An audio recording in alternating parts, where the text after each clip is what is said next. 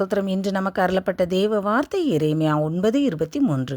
ஞானி தன் ஞானத்தை குறித்து மேன்மை பாராட்ட வேண்டாம், பராக்கிரமன் தன் பராக்கிரமத்தை குறித்து மேன்மை பாராட்ட வேண்டாம், ஐஸ்வர்யவான் தன் ஐஸ்வர்யத்தை குறித்து மேன்மை பாராட்ட வேண்டாம்.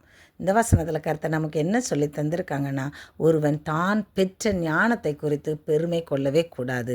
அதே போல் ஒருவன் தான் பெற்ற பலத்தை குறித்து பெருமை பாராட்டவே கூடாது. அதே மாதிரி தான் ஒருவன் தான் பெற்ற செல்வ செழிப்பை குறித்து பெருமை பெற்கொள்ளவே கூடாது. ஏன்னா இவைகள் எல்லாம் நாம் பெற்று தான் இருக்கிறோம். அவருடைய கரத்தினால் பெற்றவர்கள்.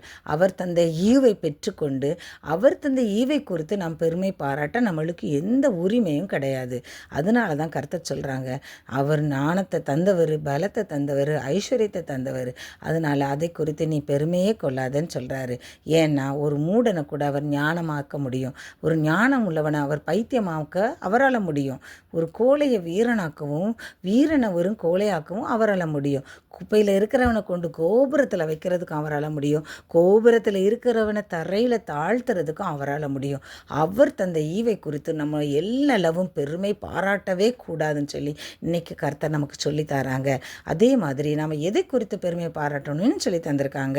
எரேமியா 9:24 மேன்மை பாராட்டுகிறவன் பூமியிலே கிருபையையும் நியாயத்தையும் நீதியையும் செய்கிற கர்த்தர் நான் என்று என்னை அறிந்து உணர்ந்திருக்கிறதை குறித்து மேன்மை பாராட்ட கடவன் என்று கர்த்தர் சொல்லுகிறார். இவைகளின் மேல் பிரியமாயிருக்கிறேன் என்று கர்த்தர் சொல்கிறார். அப்போ நம்ம எதை குறித்து பெருமை உள்ளவர்களாக இருக்கணும்னா, இந்த சகல பூமியை படைத்த தேவன் அவர் நியாயமுள்ளவர், அவர் நீதி உள்ள தேவன், கிருபையும் இரக்கமும் உள்ள தேவன். அப்படிப்பட்ட தேவன் எனக்கு தகப்பனாக இருக்கிறார்.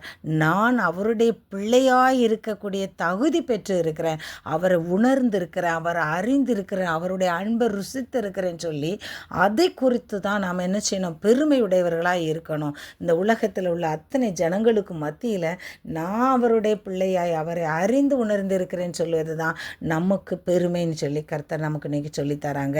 எரேமியா 13:15 சொன்னபடி நாம் நீங்கள் செவி கொடுத்து கேளுங்கள், மேட்டிமையாக இராதேயுங்கள் என்று கர்த்தர் விளம்பினார். அதனால் நமக்கு கிடைத்த இந்த செல்வங்களையும் நமக்கு கிடைத்த இந்த உலகத்தில் உள்ளதை குறித்து நம்ம பெருமை உள்ள பாராட்டாமல் அவரை மாத்திரம் குறித்து நம்ம பெருமை உள்ளவர்களாக இருப்போம். ஸ்தோத்திர ராஜா, நன்றியோடு துதிக்கிறோமப்பா. இந்த நாளில் நீங்கள் தந்த வார்த்தைக்கு நன்றி ராஜா. இந்த வார்த்தைகள் நாங்கள் இருதயத்தில் எழுதி கொள்ளணும்ப்பா. ஒவ்வொரு நாளும் உண்மை பெற்றதை குறித்து நாங்கள் பெருமை உடையவர்களாகவும், இந்த அழிந்து போகக்கூடிய இந்த காரியங்களை குறித்து பெருமை இல்லாதவர்களாக நாங்கள் இருக்கணும்ப்பா. நீங்கள் தந்த ஈவை குறித்து நாங்கள் ஒருபோதும் பெருமை உள்ளவர்களாக இருக்கவே கூடாது. நீங்கள் எங்களுக்கு உதவி செய்யுங்க. இயேசு கிறிஸ்து மூலம் வேண்டிக் கொள்கிறேன் பிதாவே.